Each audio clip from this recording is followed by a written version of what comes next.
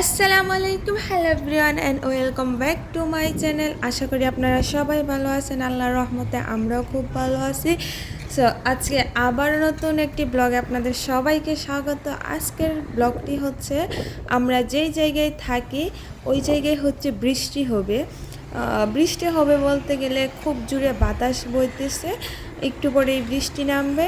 So জানালা দিয়ে একটু উপভোগ করতেছিলাম, খুব জোরে বাতাস হচ্ছে। তো ভাবলাম আপনাদের সাথেও শেয়ার করি। আর হচ্ছে এই দেশে সৌদি আরব যেহেতু বৃষ্টিটা কম হয়, সো আমি আসার পরে আরেক দিন যখন আসছিলাম ফার্স্ট টাইম একটু দেখছিলাম বৃষ্টি হয়েছে, সো তাও 2-3 মিনিট। আর আজকে মোটামুটি একটু বেশি সময়ই হয়েছে। সো দ্বিতীয়বারের মতো আজকে সৌদি আরব এসে বৃষ্টি দেখলাম। আর এখানে হচ্ছে গিয়ে বৃষ্টি হলে সৌদি আরবের সব মহিলা পুরুষ সবাই গাড়ি নিয়ে বের হয়ে যায়, নাহলে রাস্তায় এমনি হাঁটাহাঁটি করে বৃষ্টিতে ভিজে তাদের ভালো লাগে। যেহেতু হঠাৎ হঠাৎ বৃষ্টি দেখে, আর আমাদের দেশে তো রেগুলারই বৃষ্টি হয় বৃষ্টির সিজনে। তো হচ্ছে গিয়ে আমি জানালা দিয়ে দাঁড়িয়ে দাঁড়িয়ে দেখতেছিলাম, আর আমার হাজব্যান্ড ফোন দিয়ে বলতেছে যে খিচুড়ি খাবে। তো আমি এদিক দিয়ে খিচুড়ি রেডি করতেছিলাম। তো মুগলার ডাল আমি বেজে নিচ্ছি, আর এদিক দিয়ে পোলার চাউল, দেশ থেকে আনা তুলসীওয়ালার চাউল, আর সাথে আমি ডাল দিয়ে দিচ্ছি। তো হচ্ছে আমি সবসময় খিচুড়ি পাক করলে চালের অর্ধেক ডাল দেই। আর এখন চাল আর ডালগুলোকে একটু মিক্স করে নিয়ে দেখতেছিলাম যে সমান সমান হয়েছে কি না।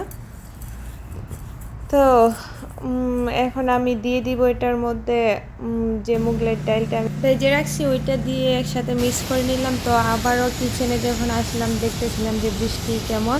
সো এই তো হালকা পাতলা বৃষ্টি। আমাদের দেশে বৃষ্টি হলে তো এমনি অনেকক্ষণ বৃষ্টি হয়, আর খুব জুম বৃষ্টি হয়। এখানে একদম অল্প সময় বৃষ্টি হয়। সো এদিকটাই হচ্ছে আমি চাল আর ডাল একসাথে মিক্স করে ধুয়ে তারপর বসাই দিছি। আর এদিকে হচ্ছে আমি যেহেতু মাংস কষাবো, সো এখানে কিছুটা মুরগার মাংস ছিল ফ্রিজে, ওটা বার করছি। তো ওই দিকটাতে হচ্ছে উতলানি উঠে গেছে। আমি এখন এটার মধ্যে দিয়ে দিব আলু আর গাজর। সবজির মধ্যে আমার বাসায় এই দুইটা সবজি আসিল, সো এখন আমি দুইটা সবজি দিয়ে দিয়েছি। একটু পর সবজিগুলো আমি এই কারণে পরে দিই যাতে চাল আর ডালটা একটু একটু গরম বা সিদ্ধ হয়ে আসে, না হলে সবজিগুলো একদম মিক্স হয়ে যায় চাল ডালের সাথে। সো এই কারণে আমি দিচ্ছি। আর এদিকটা একটা কড়াই ছিল তেলে দেওয়ার জন্য, ওটা ধুয়ে নিয়েছি। আর এখন দিয়ে দিয়েছি পেঁয়াজ ব্লেন্ডার করা, আর হচ্ছে রসুন। তো এখন যেহেতু এটার মধ্যে ভালোভাবে উতলানি উঠে গেছে, সো আমি এটার মধ্যে দিয়ে দিয়েছি কচি করে রাখা টমেটো, আর সাথে দিয়েছি কিছুটা কাঁচামরিচ। এখন দিয়ে দিব মশলা। তো প্রথমে দিয়ে দিয়েছি ধনিয়ার গুঁড়া, তারপর মিক্স মশলা, জিরে গুঁড়া, আর হচ্ছে একটু জাল জাল করে, যেহেতু খিচুড়ি রান্না করব অনেক দিন পরে করতেছি, তো একটু মরিচের পরিমাণটা বেশি দিয়েছি। আর কিছুটা হলুদের গুঁড়া দিয়েছি। তো হলুদটা মনে হয় একটু বেশি হয়ে গেছে। তো আমি এটার মধ্যে কোনো প্রকার মিক্স মশলা ছাড়া কোনো গরম মশলা ব্যবহার করি নাই। আর এখানে হচ্ছে আমি একটা ডিম ভেঙে দিব। ডিম যেহেতু বাসায় কম ছিল তাই একটা দিচ্ছি, না হলে আমি 2 থেকে 3টা ডিম দিতাম। এই পর্যায়ে হচ্ছে আমি খিচুড়ির নিচের গ্যাসটা অফ করে রেখেছিলাম, যেহেতু হয়ে আসছে। আর এই ডিমটা আমি বাইচা তারপর ভেঙে দিয়ে দিয়েছি যাতে খিচুড়ির সাথে খুব সুন্দরভাবে মিক্স হয়।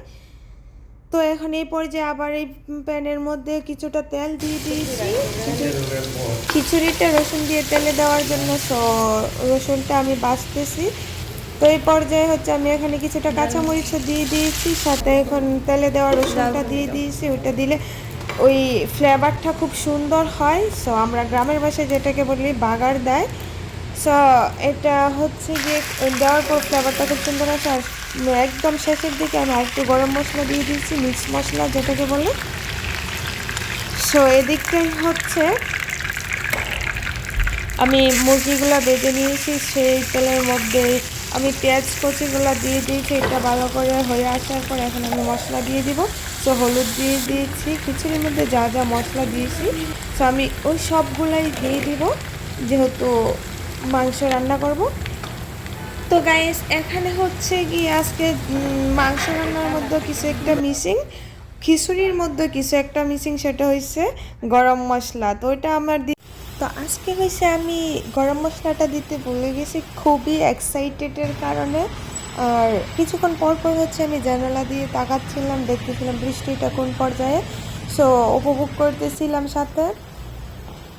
এই পর্যায়ে মশলাটা হচ্ছে ভালোভাবে কষে গেছে। তো এখন আমি মাংসগুলা দিয়ে দিয়েছি, আর মাংসগুলো তো আমি আগেই ভেজে রাখছি। আর এখন হচ্ছে আমি সাথে অল্প একটু পানি দিয়ে দিচ্ছি, দিয়ে 5 মিনিটের জন্য ডেকে দিব।